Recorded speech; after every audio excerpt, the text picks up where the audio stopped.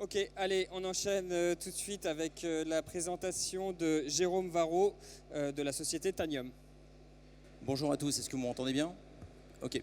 On avait prévu quelques slides, mais apparemment, il ne faut pas utiliser de Mac avec l'HDMI, donc on va le faire autrement. Chez Tanium, on ne fait pas beaucoup de slides. On fait généralement une démonstration pour expliquer ce qu'on fait. Donc le thème aujourd'hui, je le rappelle, c'est la notion d'asset visibility au service de la sécurité. Chez Tanium, on s'est rendu compte que beaucoup de nos clients et nos fondateurs ont créé Tanium en 2007 sur l'idée de, lorsqu'on pose des questions à notre environnement ou à notre CISO ou à notre DSI ou à notre directeur des opérations, on n'est pas en capacité d'obtenir une réponse claire à des questions toutes simples comme qu'est-ce que j'ai de connecté sur mon réseau, qu'est-ce qui tourne, je vois des gens qui oscillent de la tête, quelles sont les applications installées, est-ce que je suis vulnérable ou encore pire, est-ce que je suis en train de subir une attaque. Et l'idée de Tanium a été de dire comment est-ce qu'on peut créer une plateforme de visibilité de telle façon à ce que je puisse interroger mon environnement, obtenir une réponse en temps réel de mon environnement et potentiellement agir là-dessus. Et ce que je vais faire au cours des 20 prochaines minutes, c'est je vais montrer le concept de la plateforme Tanium, de poser des questions, de faire des actions et d'obtenir des réponses. Et puis après, je vais expliquer notre approche modulaire et comment celle-ci s'organise au travers d'une démarche qui est souvent connaître votre environnement, le mettre sous contrôle, le maîtriser et aller un peu plus loin. Je prendrai des questions à la fin. Je terminerai par l'architecture très rapidement, sachant que je n'ai pas mon slide, ça va être intéressant. Alors, la première idée de Tanium, c'est de pouvoir poser des questions et d'obtenir une information. Donc si par exemple je demande quels sont le nom de mes machines et leur adresse IP, donc je fais tout ça avec une main. Hop. Voilà. Peu importe le fait que je fasse des erreurs, lui va dire est-ce que par exemple c'est ça que tu veux obtenir? Est-ce que tu veux vraiment comprendre quels sont les assets qu'il y a dans ton environnement avec l'adresse IP et le nom de la machine? Et lorsque je clique là-dessus, ce qui se passe dans mon environnement de démo, j'ai à peu près 1200 endpoints. Ce que nous on appelle endpoint, c'est des serveurs, des postes virtuels, physiques, Windows, Linux, AX, Mac, Solaris. Et l'approche de Tanium, c'est que là, j'ai obtenu en quelques secondes l'ensemble de mes endpoints online qui m'ont répondu. Alors c'est très important de comprendre que la vitesse que l'on a là, ça ne vient pas d'une base de données. Je n'ai pas été chercher l'information dans une base de données, j'ai touché chacun des endpoints avec ma question. Et pour parler un petit peu de scalabilité, notre plus gros client, l'US Air Force, travaille avec un serveur Tanium, et je parlerai des notions d'architecture, et ils ont 1,2 million de endpoints sous management Tanium avec un serveur. Donc ça c'est vraiment important, la scalabilité c'est quelque chose qui nous fait peur. Et pourquoi c'est important d'avoir ce type de données? Pourquoi c'est important d'avoir cette visibilité temps réel?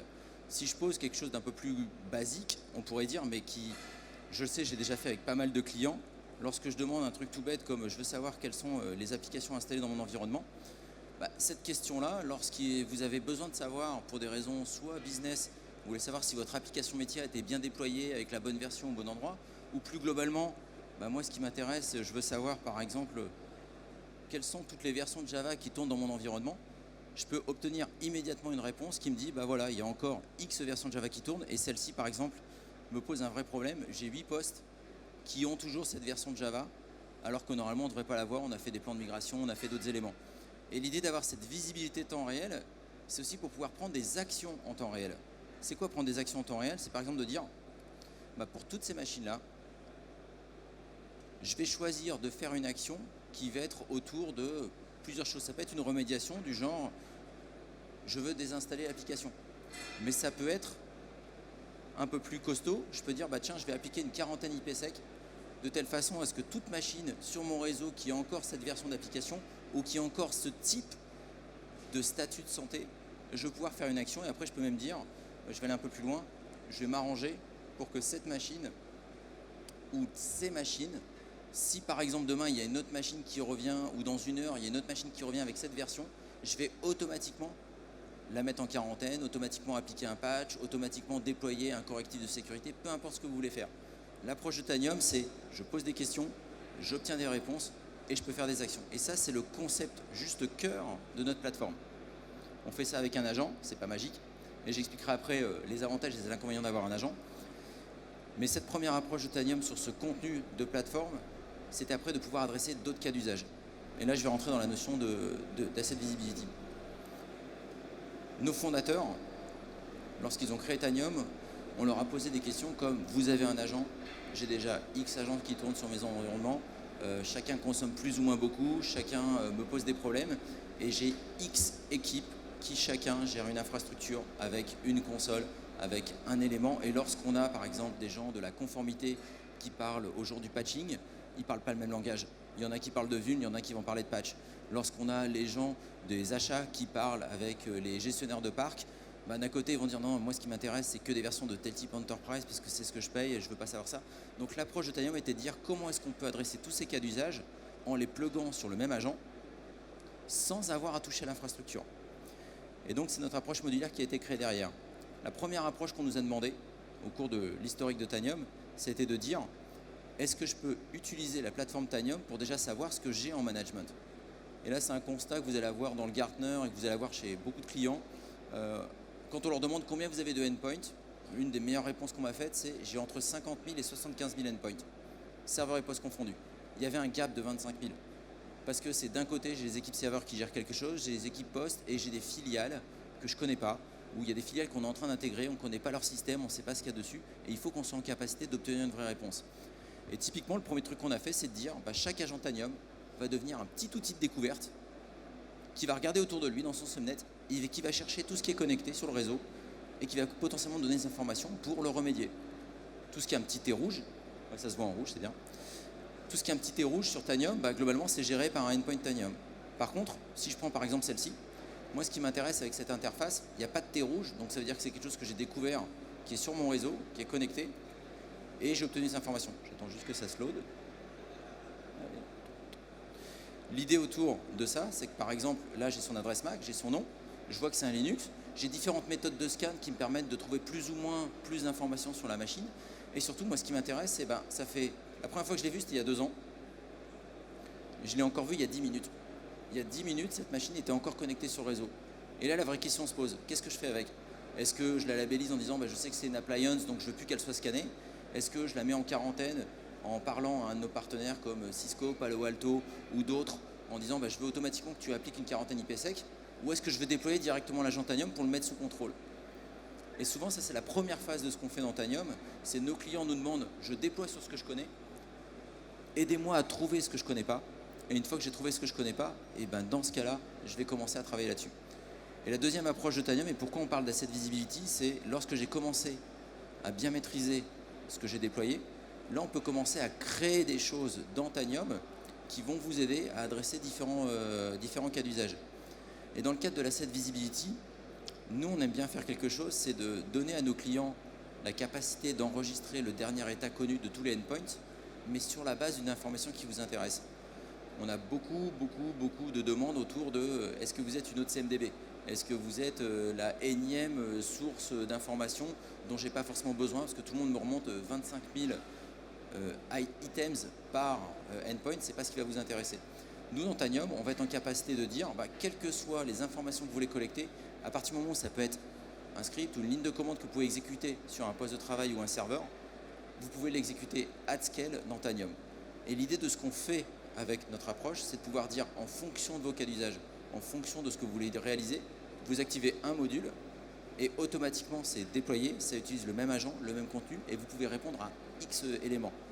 Un des cas qu'on a très souvent, c'est super, vous faites un inventaire, en quoi c'est différent? Typiquement, Tanium va calculer des choses intéressantes comme par exemple le vrai utilisateur d'un endpoint, celui qui l'utilise le plus au cours des 30 derniers jours.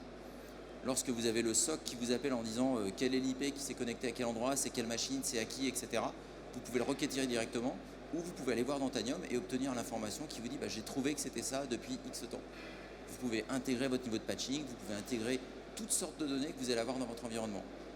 Et l'approche que l'on a, c'est qu'en fonction des cas d'usage, vous allez soit utiliser notre contenu, soit créer votre contenu. Et l'idée de créer le contenu, et je montre ça très rapidement, lorsque je pose une question, tout à l'heure j'ai fait computer name et IP adresse, je peux faire n'importe quoi, obtenir le temps de reboot, peu importe. Lorsque je pose une question dans Tanium, en fait on utilise le concept de senseur. Et qu'est-ce que c'est un senseur? En fait c'est un élément qui va être exécuté à haute vitesse sur l'ensemble de votre parc, mais réellement pour collecter les informations par exemple de quels sont les cœurs, la CPU speed que j'ai dans mon environnement et autres, ce qu'on va faire tourner derrière, ça va être par exemple, en Windows, ça peut être un VB script, une requête WMI, du PowerShell, du Python.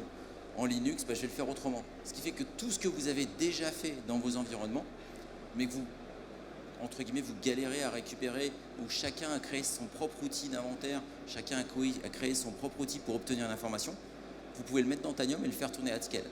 En moyenne, lorsque vous créez un senseur, il est synchronisé sur 95% du parc dans la minute. C'est-à-dire que si vous avez testé votre senseur et que vous avez trouvé l'information qui vous intéresse, vous pouvez obtenir l'information sur l'ensemble de votre parc dans la minute. Et ça, c'est la première partie de Tanium. La deuxième partie, c'est que, comme je disais dans la notion de IT Hygiene, vous avez déployé votre agent, vous avez découvert ceux que vous ne connaissez pas, vous les avez remis sous contrôle.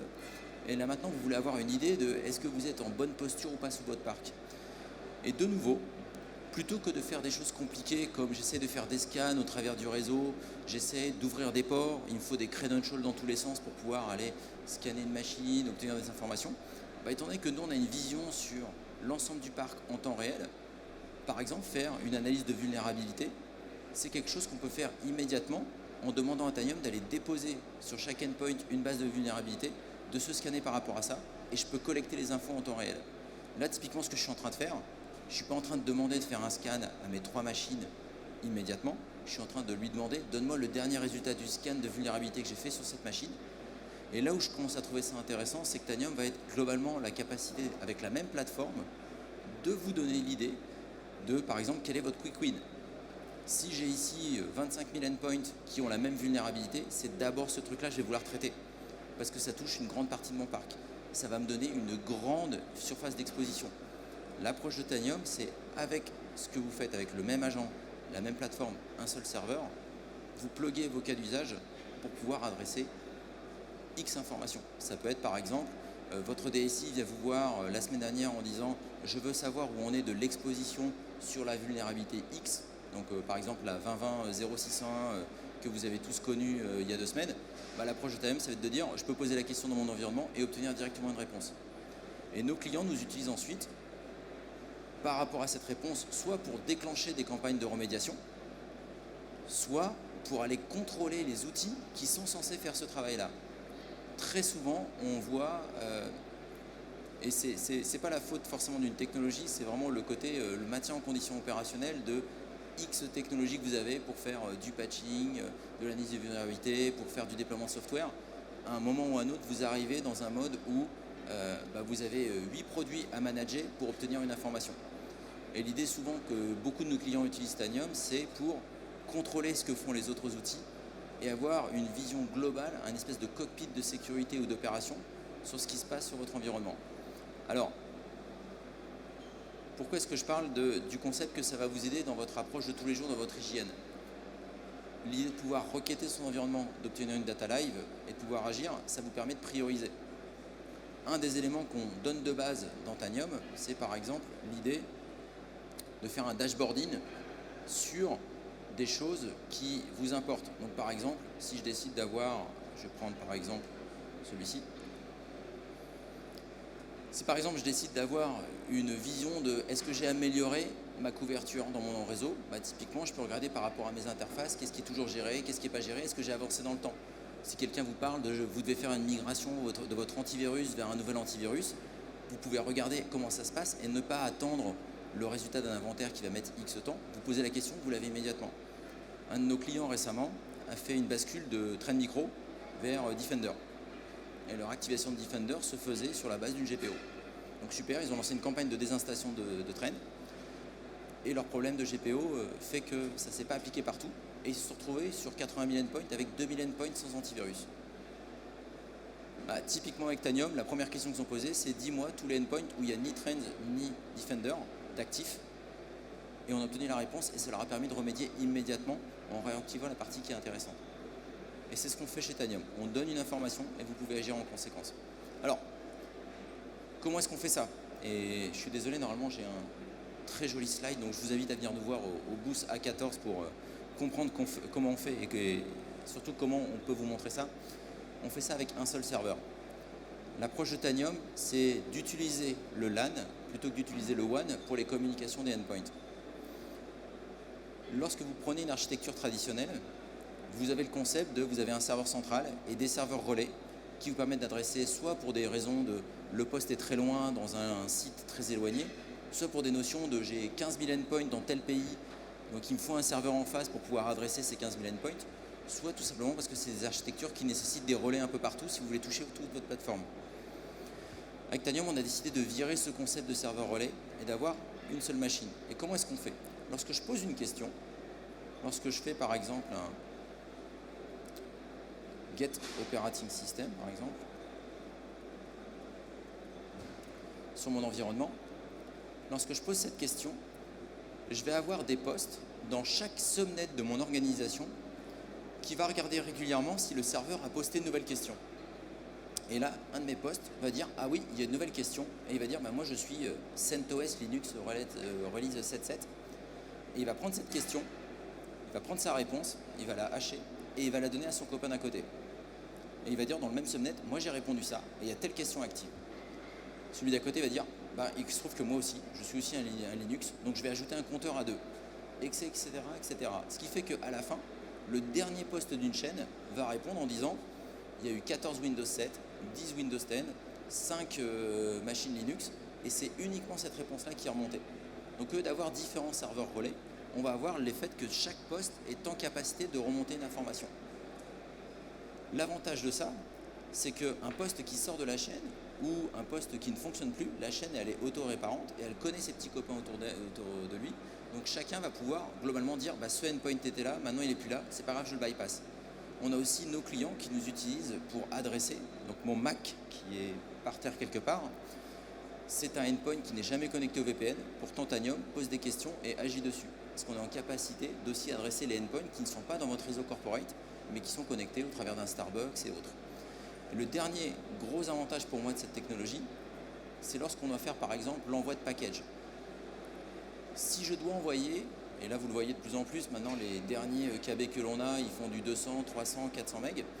La façon dont Tanium fonctionne, c'est un endpoint qui aura besoin d'un package va demander au serveur, et le serveur va le découper en petits morceaux de 64 kg, et va répartir ses paquets sur le long de la chaîne. Donc celui qui l'a demandé va l'avoir, mais les autres endpoints vont avoir des petits bouts de ce paquet aussi. Et si un deuxième endpoint dans la même chaîne demande le même paquet, il va d'abord demander à ses copains de la chaîne, il va reconstituer le paquet et il va pouvoir l'exécuter immédiatement. C'est ce qui fait que par exemple aux États-Unis, on a un client qui a patché 700 000 machines en 43 minutes pour une récente vulnérabilité que vous connaissez. Et ça, c'est l'approche de Tanium. Et le dernier point que je veux notifier, c'est vous avez déjà des outils de dashboarding, vous avez potentiellement des data lakes, vous avez l'idée d'utiliser de l'Elasticsearch, du Splunk pour avoir une belle vision de ce qui se passe chez vous. Tanium peut alimenter tout système externe. Donc plutôt que d'avoir des systèmes qui vont collecter de la donnée partout et qui sont de différents types, vous pouvez utiliser la vitesse de Tanium pour directement dire à Tanium collecte-moi toutes ces infos, ces journaux d'événements, collecte-moi ces types d'artefacts, collecte-moi ce statut de patching, mon état de migration et autres. Et une fois que vous avez collecté ces informations, vous pouvez dire bah, je vais en faire une connexion que je vais envoyer par exemple, hop, je vous demande 2 secondes, j'attends que ça s'affiche. Vous pouvez l'envoyer dans différents types de systèmes. Par exemple, une grosse banque en Angleterre utilise Tanium pour alimenter directement leur CMDB ServiceNow. Ils n'ont jamais déployé un seul contenu ServiceNow sur les endpoints. Ils demandent à Tanium de collecter exactement la donnée dont ils ont besoin, ce qui fait qu'ils ont une CMDB qui est toujours à jour, qui ne date pas sur des périodes d'inventaire, un coup de temps en temps et autres. C'est continuellement fait par Tanium et ça alimente un système externe. Donc l'approche de Tanium, je reviens dessus, c'est une plateforme de communication pour collecter de la donnée à haute vitesse, faire des actions, et une fois que vous avez fait ces actions, vous pouvez prendre des décisions sur qu'est-ce que vous voulez faire derrière. Prioriser, identifier votre santé et savoir où est-ce que vous devez travailler. Je m'arrête là. On peut faire bien d'autres choses. L'idée autour de notre approche, c'est de pouvoir définir, que ce soit du côté IT Ops ou Security, d'avoir la même plateforme qui vous permette de communiquer.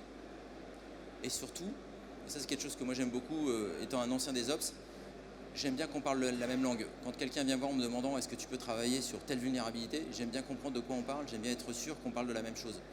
Bah, typiquement, on a beaucoup de nos clients qui utilisent la plateforme Tanium pour casser un petit peu ces silos qui sont faits entre les directions de la sécurité, les directions de la sécurité opérationnelle, les directions des Ops, où chacun se tape dessus en disant c'est pas à moi de le faire, sa donnée n'est pas bonne, je suis pas d'accord. Là, vous pouvez parler avec la même plateforme. Et tout ce que je vous montre, vous pouvez le rendre en role-based access control complètement granulaire. Vous pouvez dire votre CISO n'accède qu'à un certain type de données, qu'à un certain type de dashboard. Votre équipe Incident Response peut faire un certain nombre de choses bien précises, mais sur un parc défini, l'Allemagne ne voit que les postes en Allemagne.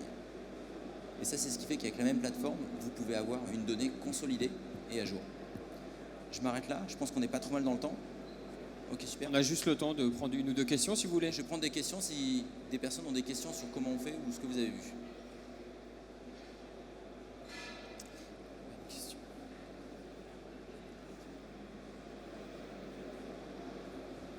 Bonjour. Bonjour Loïc. Ouais, voilà. Donc Loïc Offray, BNP. Je voudrais juste savoir, quand vous faites un suivi d'inventaire comme ça, une remontée d'assets, est-ce que c'est possible d'avoir tous les niveaux de logiciels ou de versions sur Oracle, en allant jusqu'au 5e digit? Il faut que je pose la question. Si c'est un contenu que vous avez déjà en existant et que vous faites tourner sur un endpoint, potentiellement oui. Et dans la découverte? Dans la découverte, ça va dépendre de ce qui est ouvert sur la machine. Si c'est une machine qu'on ne gère pas, il faut que je pose la question. D'accord. Si c'est une machine que l'on gère, il n'y a aucun problème pour collecter cette information. Si c'est au travers, par exemple, d'un scan remote, dans ce cas-là, il faut qu'on voit comment on peut faire ce scan remote. Ok. Merci.